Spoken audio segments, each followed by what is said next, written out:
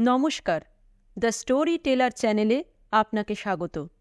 আজকের গল্প ক্ষুদিত পাষাণ, লেখক রবীন্দ্রনাথ ঠাকুর। আমি এবং আমার আত্মীয় পূজার ছুটিতে দেশভ্রমণ সারিয়া কলিকাতায় ফিরিয়া আসিতেছিলাম। এমন সময় রেলগাড়িতে বাবুটির সঙ্গে দেখা হয়। তাহার বেশভূষা দেখিয়া প্রথমটা তাহাকে পশ্চিম দেশীয় মুসলমান বলিয়া ভ্রম হইয়াছিল। তাহার কথাবার্তা শুনিয়া আরও ধাঁধা লাগিয়া যায়। আমরা এই প্রথম ঘর ছাড়িয়া বাহির হইয়াছি, সুতরাং লোকটির রকম সকম দেখিয়া অবাক হইয়া গেলাম। লোকটি সামান্য উপলক্ষে কখনো বিজ্ঞান বলে, কখনো বেদের ব্যাখ্যা করে, আবার হঠাৎ কখনো পার্সি বয়েদ আওড়াইতে থাকে। বিজ্ঞান, বেদ এবং পার্সি ভাষায় আমাদের কোনরূপ অধিকার না থাকাতে তাহার প্রতি আমাদের ভক্তি উত্তর উত্তর বাড়িতে লাগিল। এমনকি আমার থিওসফিস্ট আত্মীয়টির মনে দৃঢ় বিশ্বাস হইল যে আমাদের এই সহযাত্রীটির সহিত কোনো এক রকমের অলৌকিক ব্যাপারের কিছু একটা যোগ আছে, কোনো একটা অপূর্ব ম্যাগনেটিজম অথবা দৈব শক্তি, অথবা সূক্ষ্ম শরীর, অথবা ওই ভাবের একটা কিছু। তিনি এই অসামান্য লোকের সমস্ত সামান্য কথাও ভক্তিবিহ্বল মুগ্ধভাবে শুনিতেছিলেন এবং গোপনে নোট করিয়া লইতেছিলেন। আমার ভাবে বোধ হইল অসামান্য ব্যক্তিটিও গোপনে তাহা বুঝিতে পারিয়াছিলেন এবং কিছু খুশি হইয়াছিলেন। গাড়িটি আসিয়া জংশনে থামিলে আমরা দ্বিতীয় গাড়ির অপেক্ষায় ওয়েটিং রুমে সমাবেত হইলাম। তখন রাত্রি 10:30। পথের মধ্যে একটা কি ব্যাঘাত হওয়াতে গাড়ি অনেক বিলম্বে আসিবে শুনিলাম। আমি ইতিমধ্যে টেবিলের ওপর বিছানা পাতিয়া ঘুমাইব স্থির করিয়াছি। এমন সময় সেই অসামান্য ব্যক্তিটি এই গল্প ফাঁদিয়া বসিলেন। রাজ্য চালনা সম্বন্ধে দু একটা বিষয় মতান্তর হওয়াতে আমি জুনাগড়ের কর্ম ছাড়িয়া দিয়া হায়দ্রাবাদে যখন নিজাম সরকারে প্রবেশ করিলাম, তখন আমাকে অল্পবয়স্ক ও মজবুত লোক দেখিয়া প্রথমে বরিচে তুলার মাসুল আদায় নিযুক্ত করিয়া দিল। বরিচ জায়গাটি বড় রমণীয়। নির্জন পাহাড়ের নিচে বড় বড় বনের ভেতর দিয়া সুস্তা নদীটি, অর্থাৎ যা সংস্কৃত স্বচ্ছতার অপভ্রংশ, উপল মুখরিত পথে নিপুণা নর্তকীর মতো পদে পদে বাঁকিয়া বাঁকিয়া দ্রুত নৃত্যে চলিয়া গিয়াছে। ঠিক সেই নদীর ধারেই পাথর বাঁধানো 150 সোপানময় অতুচ্ছ ঘাটের উপরে একটি শ্বেতপাথরের প্রস্তরের প্রাসাদ শৈল পদমূলে একাকী দাঁড়াইয়া আছে। নিকটে কোথাও লোকালয় নাই। বরিচের তুলার হাট এবং গ্রাম এখান হইতে দূরে। প্রায় 250 বৎসর পূর্বে দ্বিতীয় শাহ মামুদ ভোগবিলাসের জন্য প্রাসাদটি নির্জন স্থানে নির্মাণ করিয়াছিলেন।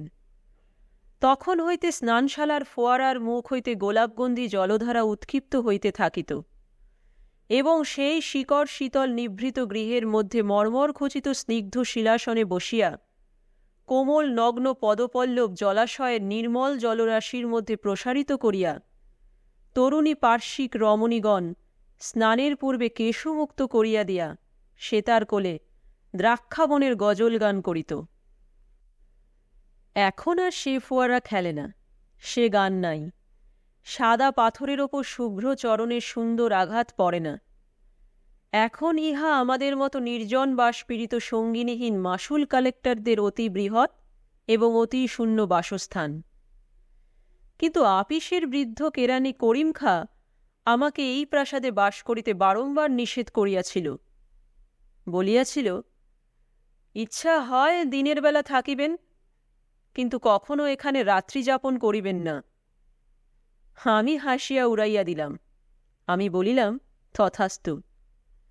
এ বাড়ির এমন বদনাম ছিল যে রাত্রে চোরও এখানে আসিতে সাহস করিত না।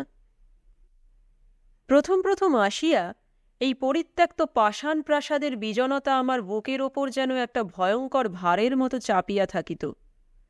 আমি যতটা পারিতাম বাহিরে থাকিয়া অবিশ্রাম কাজকর্ম করিয়া রাত্রে ঘরে ফিরিয়া শ্রান্ত দেহে নিদ্রা দিতাম। কিন্তু সপ্তাহখানেক না যাইতেই বাড়িটার এক অপূর্ব নেশা আমাকে ক্রমশ আক্রমণ করিয়া ধরিতে লাগিল। আমার সে অবস্থা বর্ণনা করাও কঠিন, এবং সে কথা লোককে বিশ্বাস করানোও শক্ত। সমস্ত বাড়িটা একটা সজীব পদার্থের মতো আমাকে তাহার জঠরস্থ মোহরসে অল্পে অল্পে যেন জীর্ণ করিতে লাগিল। বোধ হয় এই বাড়িতে পদার্পণ মাত্রই এই প্রক্রিয়ার আরম্ভ হইয়াছিল, কিন্তু আমি যেদিন সচেতনভাবে ইহার প্রথম সূত্রপাত অনুভব করি, সেদিনকার কথা আমার স্পষ্ট মনে আছে। তখন গ্রীষ্মকালের আরম্ভে বাজার নরম, আমার হাতে কোনো কাজ ছিল না। সূর্যাস্তের কিছু পরে আমি সেই নদী তীরে ঘাটের নিম্নতলে একটা আরাম কেদারা লইয়া বসিয়াছি। তখন সুস্তা নদী শীর্ণ হইয়া আসিয়াছে, ওপারে অনেকখানি বালুতট অপরাহ্নের আভায় রঙিন হইয়া উঠিয়াছে। এপারে ঘাটের সোপানমূলে স্বচ্ছ অগভীর জলের তলে নুড়িগুলি ঝিকঝিক করিতেছে। সেদিন কোথাও বাতাস ছিল না। নিকটের পাহাড়ে বনতুলসী, পুদিনা ও মৌরির জঙ্গল হইতে একটা ঘন সুগন্ধ উঠিয়া স্থির আকাশকে ভারাক্রান্ত করিয়া রাখিয়াছিল। সূর্য তখন গিরিশিখরের অন্তরালে অবতীর্ণ হইল। তৎক্ষণাৎ দিবসের নাট্যশালায় একটা দীর্ঘ ছায়া যবনিকা পড়িয়া গেল। এখানে পর্বতের ব্যবধান থাকাতে সূর্যাস্তের সময় আলো আধারের সম্মিলন অধিকক্ষণ স্থায়ী হয় না। ঘোড়ায় চড়িয়া একবার ছুটিয়া বেড়াইয়া আসিব মনে করিয়া উঠিব উঠিব করিতেছি, এমন সময় সিঁড়িতে পায়ের শব্দ শুনিতে পাইলাম। পিছনে ফিরিয়া দেখিলাম কেহ নাই। ইন্দ্রিয়র ভ্রম মনে করিয়া পুনরায় ফিরিয়া বসিতেই একেবারে অনেকগুলি পায়ের শব্দ শোনা গেল, যেন অনেকে মিলিয়া ছুটোছুটি করিয়া নামিয়া আসিতেছে। ঈষৎ ভয়ের সহিত এক অপরূপ পুলক মিশ্রিত হইয়া আমার সর্বাঙ্গ পরিপূর্ণ করিয়া তুলিল। যদিও আমার সম্মুখে কোনো মূর্তি ছিল না, তথাপি স্পষ্ট প্রত্যক্ষবৎ মনে হইল যে এই গ্রীষ্মের সায়ন্যে একদল প্রমোদচঞ্চল নারী সুস্তার জলের মধ্যে স্নান করিতে নামিয়াছে।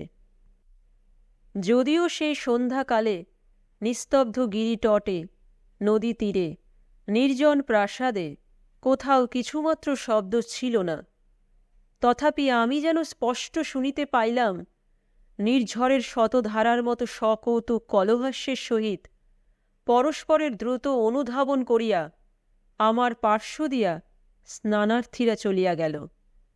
আমাকে যেন লক্ষ্য করিল না। তাহারা যেমন আমার নিকট অদৃশ্য, আমিও যেন সেইরূপ তাহাদের নিকট অদৃশ্য।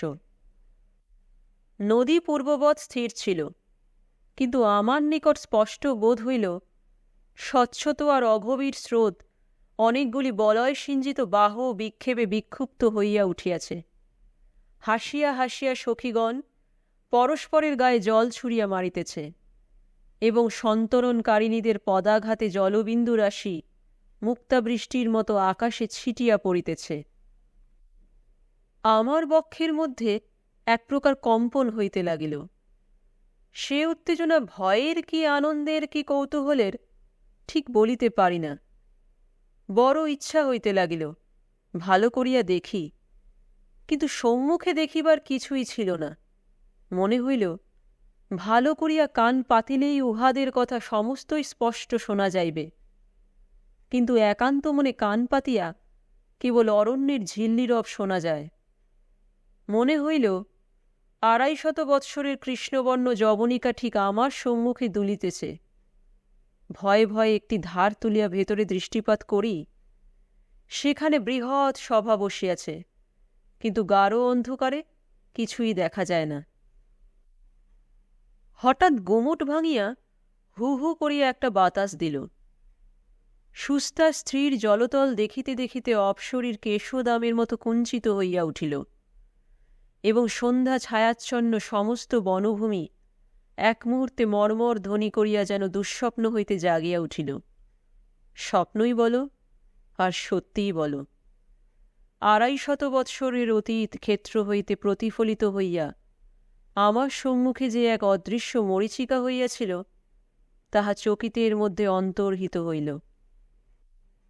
যে মায়াময়ীরা আমার গায়ের ওপর দিয়া দেহহীন দ্রুত পদে শব্দহীন উচ্চ কলহাস্যে ছুটিয়া সুস্তার জলের উপর গিয়া ঝাঁপ দিয়া পড়িয়াছিল, তাহারা সিক্ত অঞ্চল হইতে জল নিষ্কাশন করিতে করিতে আমার পাশ দিয়া উঠিয়া গেল না।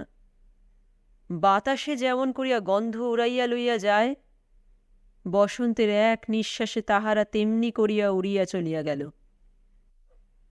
তখন আমার বড় আশঙ্কা হইল যে হঠাৎ বুঝি নির্জন পাইয়া কবিতাদেবী আমার স্কন্ধে আসিয়া ভর করিলেন। আমি বেচারা তুলার মাসুল আদায় করিয়া খাটিয়া খাই, সর্বনাশিনী এইবার বুঝি আমার মুণ্ডুপাত করিতে আসিলেন। ভাবিলাম, ভালো করিয়া আহার করিতে হইবে, শূন্য উদরেই সকল প্রকার দুরারোগ্য রোগ আসিয়া চাপিয়া ধরে। আমার পাচকটিকে ডাকিয়া প্রচুর ঘিত পক্ক মশলা সুগন্ধি রীতিমতো মোগলাইখানা হুকুম করিলাম। পরদিন প্রাতঃকালে সমস্ত ব্যাপারটা পরম হাস্যজনক বলিয়া বোধ হইল। আনন্দমনে সাহেবের মতো শোলা টুপি পরিয়া নিজের হাতে গাড়ি হাঁকাইয়া গড়গড় শব্দে আপন তদন্ত কার্যে চলিয়া গেলাম। সেদিন ত্রৈমাসিক রিপোর্ট লিখিবার দিন থাকাতে বিলম্বে বাড়ি ফিরিবার কথা, কিন্তু সন্ধ্যা হইতে না হইতেই আমাকে বাড়ির দিকে টানিতে লাগিল। কে টানিতে লাগিল বলিতে পারি না, কিন্তু মনে হইল আর বিলম্ব করা উচিত হয় না। মনে হইল সকলে বসিয়া আছে। রিপোর্ট অসমাপ্ত রাখিয়া শোলার টুপি মাথায় দিয়া সেই সন্ধ্যা ধূসর তরুচ্ছায়া ঘন নির্জন পথে রথচক্র শব্দে সচকিত করিয়া সেই অন্ধকার শৈলান্তবর্তী নিস্তব্ধ প্রকাণ্ড প্রাসাদে গিয়া উত্তীর্ণ হইলাম। সিঁড়ির উপরে সম্মুখের ঘরটি অতি বৃহৎ। 3 সারি বড় বড় থামের উপর কারুকার্য খচিত খিলানে বিস্তীর্ণ ছাদ ধরিয়া রাখিয়াছে। এই প্রকাণ্ড ঘরটি আপনার বিপুল শূন্যতা ভরে অহর্নিশি গমগম করিতে থাকে। সেদিন সন্ধ্যার প্রাক্কালে তখনও প্রদীপ জ্বালানো হয় নাই। দরজা ঠেলিয়া আমি সেই বৃহৎ ঘরে যেমন প্রবেশ করিলাম, অমনি মনে হইল ঘরের মধ্যে যেন ভারী একটা বিপ্লব বাঁধিয়া গেল।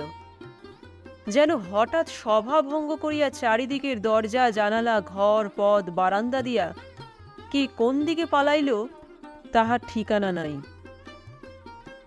আমি কোথাও কিছু না দেখিতে পাইয়া অবাক হইয়া দাঁড়াইয়া রহিলাম। শরীর এক প্রকার আবেশে রোমাঞ্চিত হইয়া উঠিল, যেন বহু দিবসের লুপ্তাবশিষ্ট মাথা ঘষা ও আতরের মৃদুগন্ধ আমার নাসার মধ্যে প্রবেশ করিতে লাগিল। আমি সেই দ্বীপহীন জনহীন প্রকাণ্ড ঘরের প্রাচীন প্রস্তর স্তম্ভ শ্রেণীর মাঝখানে দাঁড়াইয়া শুনিতে পাইলাম ঝরঝর শব্দে ফোয়ারার জল সাদা পাথরের উপরে আসিয়া পড়িতেছে। সে তারে কিশোর বাজিতেছে বুঝিতে পারিতেছি না। কোথাও বা স্বর্ণভূষণের সিঞ্চিত, কোথাও বা নূপুরের নিক্কণ, কোথাও বা বৃহৎ তাম্র ঘণ্টায় প্রহর বাজিবার শব্দ। অতি দূরে নহবতের আলাপ, বাতাসে দোদুল্যমান ঝড়ের স্ফটিক দোলকগুলির ঠুনঠুন ধ্বনি। বারান্দা হইতে খাঁচার বুলবুলের গান, বাগান হইতে পোষা সারসের ডাক আমার চতুর্দিকে একটা প্রেত লোকের রাগিনী সৃষ্টি করিতে লাগিল। আমার এমন একটা মোহ উপস্থিত হইল, মনে হইল এই অস্পৃশ্য অগম্য অবাস্তব ব্যাপারই জগতে একমাত্র সত্য, আর সমস্তই মিথ্যা মরীচিকা। আমি যে আমি, অর্থাৎ আমি যে শ্রীযুক্ত অমুক, অমুকের জ্যেষ্ঠ পুত্র, তুলার মাসুল সংগ্রহ করিয়া 450 টাকা বেতন পাই, আমি যে শোলার টুপি ও খাটো কর্তা পরিয়া টমটম হাঁকাইয়া আপিস করিতে যাই, এই সমস্তই আমার কাছে এমন অদ্ভুত হাস্যকর অমূলক মিথ্যা কথা বলিয়া বোধ হইল যে আমি সেই বিশাল নিস্তব্ধ অন্ধকার ঘরের মাঝখানে দাঁড়াইয়া হা হা করিয়া হাসিয়া উঠিলাম। তখনই আমার ভৃত্য প্রজ্বলিত কেরোসিন ল্যাম্প হাতে করিয়া ঘরের মধ্যে প্রবেশ করিল। সে আমাকে পাগল মনে করিল কিনা জানি না, কিন্তু তৎক্ষণাৎ আমার স্মরণ হইল যে আমি অমুকচন্দ্রের জ্যেষ্ঠ পুত্র শ্রীযুক্ত অমুকনাথ বটে। ইহাও মনে করিলাম যে জগতের ভিতরে অথবা বাহিরে কোথাও অমূর্ত ফোয়ারা নিত্যকাল উৎসারিত ও অদৃশ্য অঙ্গুলির আঘাতে কোনো মায়া সেতারে অনন্ত রাগিনী ধ্বনিত হইতেছে কিনা, তাহা আমাদের মহাকবি ও কবিবরেরাই বলিতে পারেন। কিন্তু এ কথা নিশ্চয় সত্য যে আমি বরিচের হাটে তুলার মাসুল আদায় করিয়া মাসে 450 টাকা বেতন লইয়া থাকি। তখন আবার আমার পূর্বক্ষণের অদ্ভুত মোহ স্মরণ করিয়া কেরোসিন প্রদীপ্ত ক্যাম্প টেবিলের কাছে খবরের কাগজ লইয়া সকৌতুকে হাসিতে লাগিলাম। খবরের কাগজ পড়িয়া এবং মোগলাই খানা খাইয়া একটি ক্ষুদ্র কোণের ঘরে প্রদীপ নিবাইয়া দিয়া বিছানায় গিয়া শয়ন করিলাম। আমার সম্মুখবর্তী খোলা জানলার ভিতর দিয়া অন্ধকার বনবেষ্টিত অরালি পর্বতের ঊর্ধ্বদেশের একটি অতুজ্জ্বল নক্ষত্র সহস্র কোটি যোজন দূর আকাশ হইতে সেই অতি তুচ্ছ ক্যাম্পখাটের উপর শ্রীযুক্ত মাসুল কালেক্টরকে একদৃষ্টে নিরীক্ষণ করিয়া দেখিতেছিল। ইহাতে আমি বিস্ময় ও কৌতুক অনুভব করিতে করিতে কখন ঘুমাইয়া পড়িয়াছিলাম বলিতে পারি না। কতক্ষণ ঘুমাইয়াছিলাম তাহাও জানি না। সহসা একসময় শিহরিয়া জাগিয়া উঠিলাম। ঘরে যে কোনো শব্দ হইয়াছিল তাহা নহে, কোনো যে লোক প্রবেশ করিয়াছিল তাহাও দেখিতে পাইলাম না। অন্ধকার পর্বতের উপর হইতে অনিমিষ নক্ষত্রটি অস্তমিত হইয়াছে এবং কৃষ্ণপক্ষের ক্ষীণ চন্দ্রালোক অনধিকার সংকুচিত ম্লানভাবে আমার বাতায়ন পথে প্রবেশ করিয়াছে। কোনো লোককেই দেখিলাম না, তবু যেন আমার স্পষ্ট মনে হইল কে একজন আমাকে আস্তে আস্তে ঠেলিতেছে। আমি জাগিয়া উঠিতেই সে কোনো কথা না বলিয়া কেবল যেন তাহার অঙ্গুরি খচিত 5 আঙুলের ইঙ্গিতে অতি সাবধানে তাহার অনুসরণ করিতে আদেশ করিল। আমি অত্যন্ত চুপি চুপি উঠিলাম। যদিও সেই শতকক্ষ প্রকোষ্ঠময় প্রকাণ্ড শূন্যতাময় নিদ্রিত ধ্বনি এবং সজাগ প্রতিধ্বনিময় বৃহৎ প্রাসাদে আমি ছাড়া আর জনপ্রাণীও ছিল না। তথাপি পদে পদে ভয় হইতে লাগিল, পাছে কেহ জাগিয়া উঠে। প্রাসাদের অধিকাংশ ঘর রুদ্ধ থাকিত এবং সে সকল ঘরে আমি কখনো যাই নাই। সে রাত্রে নিঃশব্দ পদবিক্ষেপে সংযত নিঃশ্বাসে সেই অদৃশ্য আহ্বান রূপিণীর অনুসরণ করিয়া আমি যে কোথা দিয়া কোথায় যাইতেছিলাম আজ তাহা স্পষ্ট করিয়া বলিতে পারি না। কত সংকীর্ণ অন্ধকার পথ, কত দীর্ঘ বারান্দা, কত গম্ভীর নিস্তব্ধ সুবৃহৎ সভাগৃহ, কত রুদ্ধ বায়ু ক্ষুদ্র গোপন কক্ষ পার হইয়া যাইতে লাগিলাম, তাহার ঠিকানা নাই। আমার অদৃশ্য দূতিটিকে যদিও চক্ষে দেখিতে পাই নাই, তথাপি তাহার মূর্তি আমার মনের অগোচর ছিল না। আরব রমণী, ঝোলা আস্তিনের ভিতর দিয়া শ্বেতপ্রস্তর চিতবৎ কঠিন নিটল হস্ত দেখা যাইতেছে। টুপির প্রান্ত হইতে মুখের উপরে একটি সূক্ষ্ম বসনের আবরণ পড়িয়াছে। কটিবদ্ধে একটি বাঁকা ছুরি বাঁধা। আমার মনে হইল আরব্য উপন্যাসের একাধিক সহস্র রজনীর একটি রজনী আজ উপন্যাস লোক হইতে উড়িয়া আসিয়াছে। আমি যেন অন্ধকার নিশীথে সুপ্তিমগ্ন বোগদাদের নির্বাপিত দ্বীপ সংকীর্ণ পথে কোনো এক সংকট সংকুল অভিসারে যাত্রা করিয়াছি। একটি ভীষণ কাফরি খোঁজা কোলের ওপর খোলা তলোয়ার লইয়া 2 পা ছড়াইয়া দিয়া বসিয়া ঢুলিতেছে। দূতি লঘু গতিতে তাহার 2 পা ডিঙাইয়া পর্দার একটা প্রান্তদেশ তুলিয়া ধরিল। ভিতর হইতে একটি পারস্য গালিচা পাতা ঘরের কিয়দংশ দেখা গেল। তক্তের উপরে কে বসিয়া আছে দেখা গেল না। কেবল জাফরান রঙের স্ফীত পায়জামার নিম্নভাগে জরির চটি পরা 2খানি সুন্দর চরণ গোলাপি মখমল আসনের উপর অলসভাবে স্থাপিত রহিয়াছে দেখিতে পাইলাম। মেজের এক পার্শ্বে একটি নীলাভ স্ফটিক পাত্রে কতগুলি আপেল, নাশপাতি, নারাঙ্গি এবং প্রচুর আঙুরের গুচ্ছ সজ্জিত রহিয়াছে, এবং তাহার পার্শ্বে দুইটি ছোট পেয়ালা ও একটি স্বর্ণাভ মদিরার কাচপাত্র অতিথির জন্য অপেক্ষা করিয়া আছে। ঘরের ভিতর হইতে একটা অপূর্ব ধূপের এক প্রকার মাদক সুগন্ধি ধূব্র আসিয়া আমাকে বিহ্বল করিয়া দিল। আমি কম্পিত বক্ষে সেই খোঁজার প্রসারিত পদদ্বয় যেমন লঙ্ঘন করিতে গেলাম, অমনি সে চমকিয়া উঠিল। তাহার কোলের উপর হইতে তলোয়ার পাথরের মেঝে শব্দ করিয়া পড়িয়া গেল। সহসা একটা চিৎকার শুনিয়া চমকিয়া দেখিলাম, আমার সেই ক্যাম্প খাটের উপরে ঘর্মাক্ত কলেবরে বসিয়া আছি। ভোরের আলোয় কৃষ্ণপক্ষের খণ্ড চাঁদ জাগরণক্লিষ্ট রোগীর মতো পাণ্ডুবর্ণ হইয়া গেছে, এবং আমাদের পাগলা মেহের আলী তাহার প্রাত্যহিক প্রথা অনুসারে প্রত্যুষের জনশূন্য পথে তফাত যাও, তফাত যাও করিয়া চিৎকার করিতে করিতে চলিয়াছে। এই রূপে আমার আরব্য উপন্যাসের এক রাত্রি অকস্মাৎ শেষ হইল, কিন্তু এখনও 1,000,000 রজনী বাকি আছে। আমার দিনের সহিত রাত্রের ভারী একটা বিরোধ বাঁধিয়া গেল। দিনের বেলায় শ্রান্ত ক্লান্ত দেহে কর্ম করিতে যাইতাম, এবং শূন্য স্বপ্ন ওই মায়াবিনী রাত্রিকে অভিসম্পাত করিতে থাকিতাম। আবার সন্ধ্যার পরে আমার দিনের বেলাকার কর্মবদ্ধ অস্তিত্বকে অত্যন্ত তুচ্ছ, মিথ্যা এবং হাস্যকর বলিয়া বোধ হইত। সন্ধ্যার পরে আমি একটা নেশার জালের মধ্যে বিহ্বলভাবে জড়াইয়া পড়িতাম। শত শত বৎসর পূর্বেকার কোনো এক অলিখিত ইতিহাসের অন্তর্গত আরেকটা অপূর্ব ব্যক্তি হইয়া উঠিতাম। তখন আর বিলাতি খাটো কর্তা এবং 8 প্যান্টুলুনে আমাকে মানাইত না।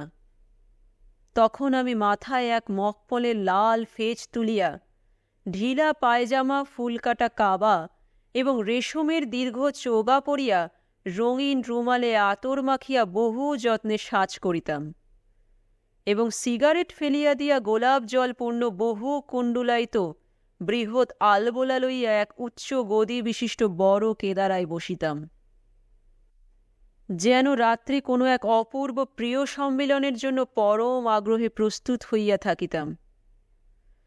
তাহার পর অন্ধকার যতই ঘনীভূত হইত, ততই কি যেন এক অদ্ভুত ব্যাপার ঘটিতে থাকিত, তাহা আমি বর্ণনা করিতে পারি না।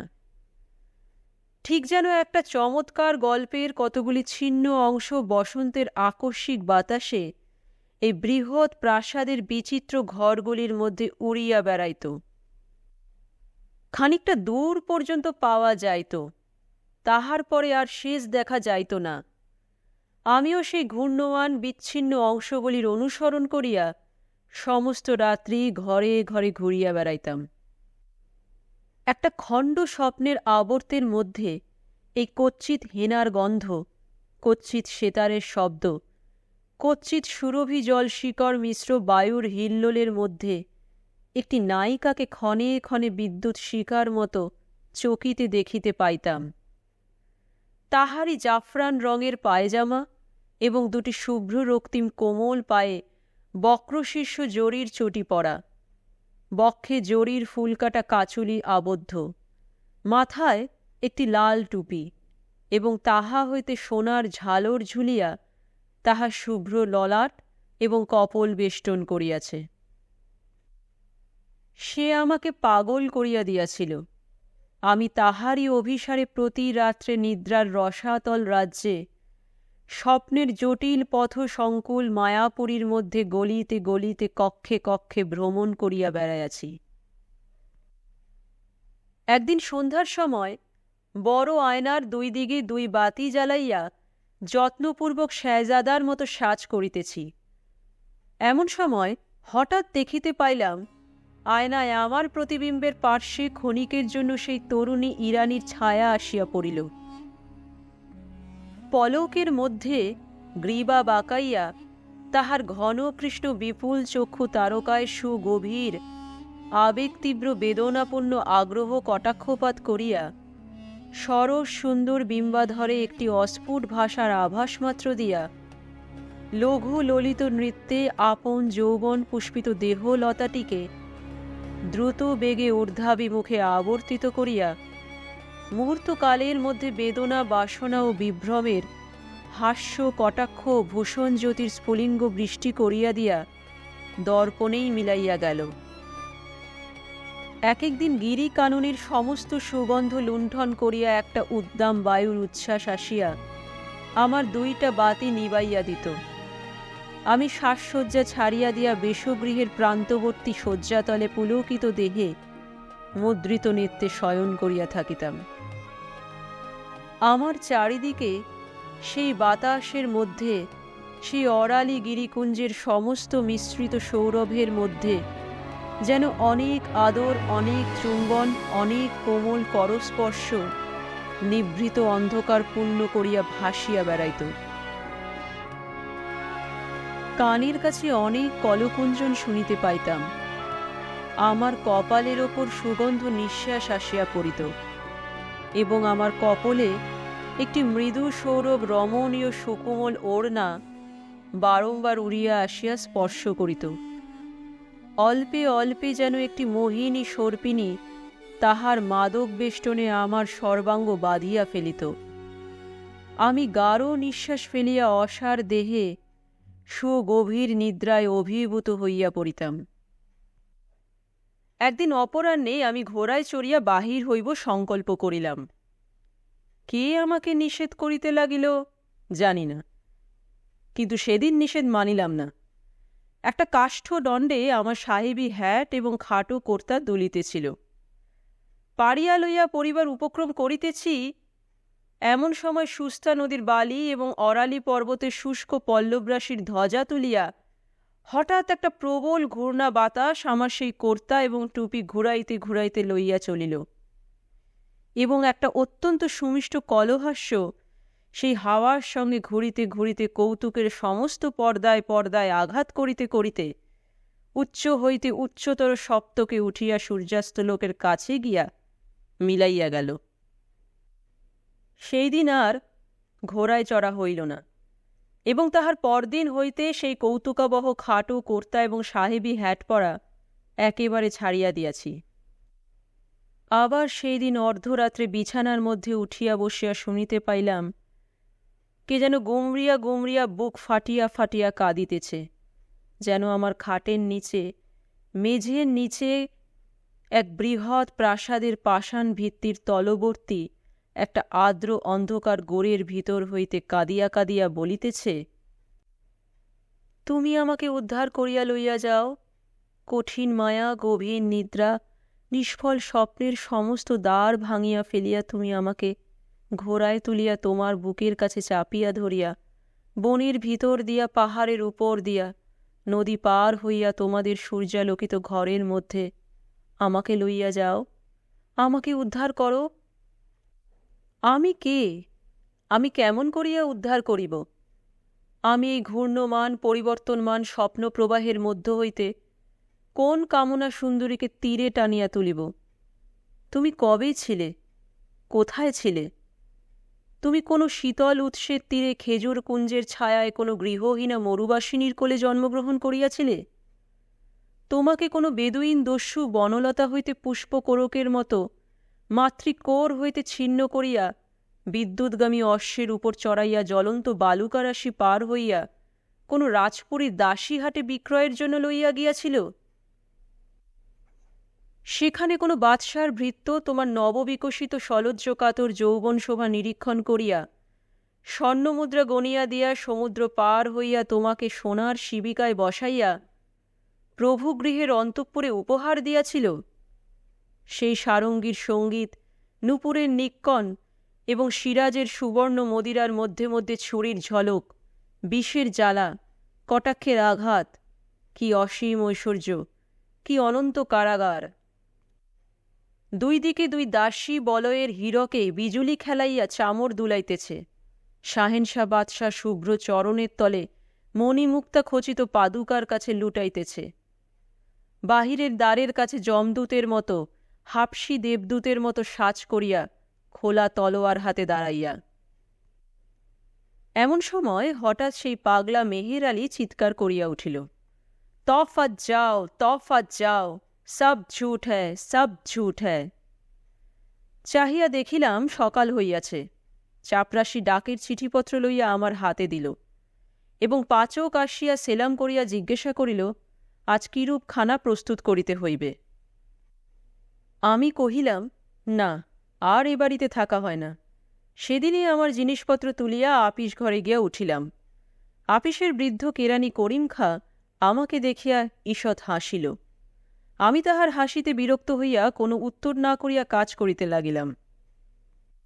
যত বিকাল হইয়া আসিতে লাগিল ততই অন্যমনস্ক হইতে লাগিলাম। মনে হইতে লাগিল এখনই কোথাও যাইবার আছে। তুলার হিসাব পরীক্ষার কাজটা নিতান্ত অনাবশ্যক মনে হইল। যাহা কিছু বর্তমান, যাহা কিছু আমার চারিদিকে চলিতেছে, ফিরিতেছে, খাটিতেছে, খাইতেছে, সমস্তই আমার কাছে অত্যন্ত দীন, অর্থহীন বলিয়া বোধ হইল। আমি কলম ছুঁড়িয়া ফেলিয়া বৃহৎ খাতা বন্ধ করিয়া তৎক্ষণাৎ টমটম চড়িয়া ছুটিলাম। দেখিলাম টমটম ঠিক গোধূলি মুহূর্তে আপনিই সেই পাষাণ প্রাসাদের দ্বারের কাছে গিয়া থামিল। দ্রুত পদে সিঁড়িগুলি উত্তীর্ণ হইয়া ঘরের মধ্যে প্রবেশ করিলাম। আজ সমস্ত নিস্তব্ধ। অন্ধকার ঘরগুলি যেন রাগ করিয়া মুখ ভার করিয়া আছে। অনুতাপে আমার হৃদয় উদ্বেলিত হইয়া উঠিতে লাগিল।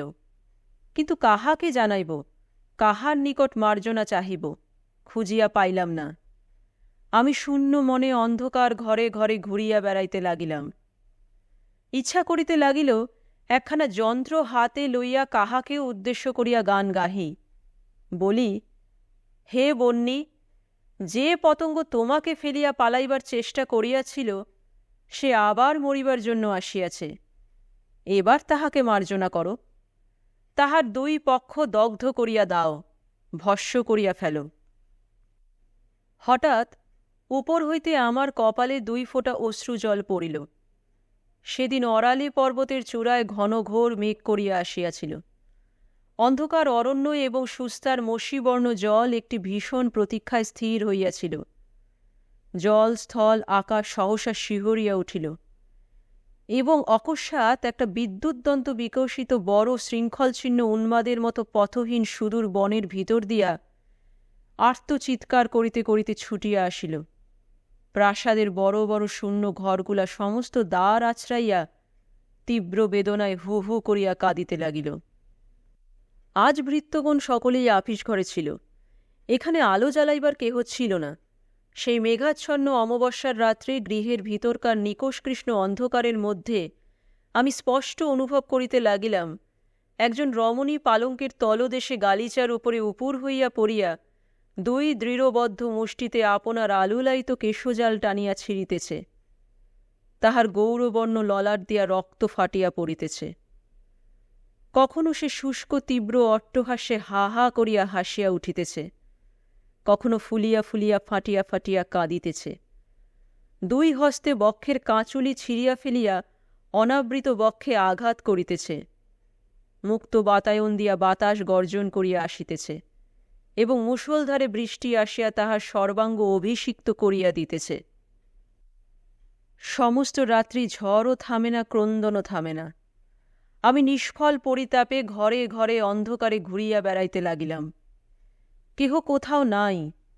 কাহাকে সান্ত্বনা করিব? এই প্রচণ্ড অভিমান কাহার? এই অশান্ত আক্ষেপ কোথা হইতে উত্থিত হইতেছে? এমন সময় পাগল চিৎকার করিয়া উঠিল, তফাত যাও, তফাত যাও, সব ঝুঠ হ্যায়, সব ঝুঠ হ্যায়। দেখিলাম ভোর হইয়াছে এবং মেহের আলী এই ঘোর দুর্যোগের দিনেও যথা নিয়মে প্রাসাদ প্রদক্ষিণ করিয়া তাহার অভ্যস্ত চিৎকার করিতেছে। হঠাৎ আমার মনে হইল, হয়তো ওই মেহের আলীও আমার মতো এক সময় এই প্রাসাদে বাস করিয়াছিল। এখন পাগল হইয়া বাহির হইয়াও এই পাষাণ রাক্ষসের মোহে আকৃষ্ট হইয়া প্রত্যুষে প্রদক্ষিণ করিতে আসে। আমি তৎক্ষণাৎ সেই বৃষ্টিতে পাগলের নিকট ছুটিয়া গিয়া তাহাকে জিজ্ঞাসা করিলাম, মেহের আলী, কেয়া ঝুঠ হ্যাঁ রে? সে আমার কথায় কোনো উত্তর না করিয়া আমাকে ঠেলিয়া ফেলিয়া অজগরের কবলের চতুর্দিকে ঘূর্ণমান মহাবিষ্ট পক্ষীর ন্যায় চিৎকার করিতে করিতে বাড়ির চারিদিকে ঘুরিতে লাগিল। কেবল প্রাণপণে নিজেকে সতর্ক করিবার জন্য বারংবার বলিতে লাগিল, তফাৎ যাও, তফাৎ যাও, সব ঝুঠ হ্যায়, সব ঝুঠ হ্যায়। আমি সেই জল ঝড়ের মধ্যে পাগলের মতো আপিসে গিয়া করিম খাঁকে ডাকিয়া বলিলাম, ইহার অর্থ কি? আমায় খুলিয়া বলো। বৃদ্ধ যাহা কহিল তাহার মর্মার্থ এই, একসময় ওই প্রাসাদে অনেক অতৃপ্ত বাসনার শিখা আলোড়িত হইত। সেই সকল চিত্তদাহে, সেই সকল নিষ্ফল কামনার অভিশাপে এই প্রাসাদের প্রত্যেক প্রস্তর খণ্ড ক্ষুধার্ত তৃষ্ণার্ত হইয়া আছে। সজীব মানুষ পাইলে তাহাকে লালায়িত পিশাচির মতো খাইয়া ফেলিতে চায়। যাহারা ত্রিরাত্রি ওই প্রাসাদে বাস করিয়াছে, তাহাদের মধ্যে কেবল মেহের আলী পাগল হইয়া বাহির হইয়া আসিয়াছে। এ পর্যন্ত আর কেহ তাহার গ্রাস এড়াইতে পারে নাই। আমি জিজ্ঞাসা করিলাম, আমার উদ্ধারের কি কোনো পথ নাই? বৃদ্ধ কহিল, একটিমাত্র উপায় আছে, তাহা অত্যন্ত দুরূহ, তাহা তোমাকে বলিতেছি। কিন্তু তৎপূর্বে ওই গুলবাগের একটি ইরানি কৃতদাসীর পুরাতন ইতিহাস বলা আবশ্যক। তেমন আশ্চর্য এবং তেমন হৃদয় বিদারক ঘটনা সংসারে আর কখনো ঘটে নাই। এমন সময় কুলিরে আসিয়া খবর দিল গাড়ি আসিতেছে। এত শীঘ্র? তাড়াতাড়ি বিছানাপত্র বাঁধিতে বাঁধিতে গাড়ি আসিয়া পড়িল। সে গাড়ির ফার্স্ট ক্লাসে একজন ইংরাজ জানলা হইতে মুখ বাড়াইয়া স্টেশনের নাম পড়িবার চেষ্টা করিতেছিল। আমাদের সহযাত্রী বন্ধুটিকে দেখিয়াই হ্যালো বলিয়া চিৎকার করিয়া উঠিল এবং নিজের গাড়িতে তুলিয়া লইল। আমরা সেকেন্ড ক্লাসে উঠিলাম। বাবুটি কে খবর পাইলাম না, গল্পেরও শেষ শোনা হইল না। আমি বলিলাম, লোকটা আমাদিগকে বোকার মতো দেখিয়া কৌতুক করিয়া ঠকাইয়া গেল, গল্পটা আগাগোড়া বানানো। এই তর্কের উপলক্ষে আমার থিওসফিস্ট আত্মীয়টির সহিত আমার জন্মের মতো বিচ্ছেদ ঘটিয়া গেছে। নমস্কার, দ্য স্টোরি টেলার চ্যানেলে আজকের স্টোরি এখানেই শেষ। Please do like, share and subscribe to my channel and press the bell icon for the new update. সঙ্গে থাকুন, সুস্থ থাকুন। অনেক ধন্যবাদ।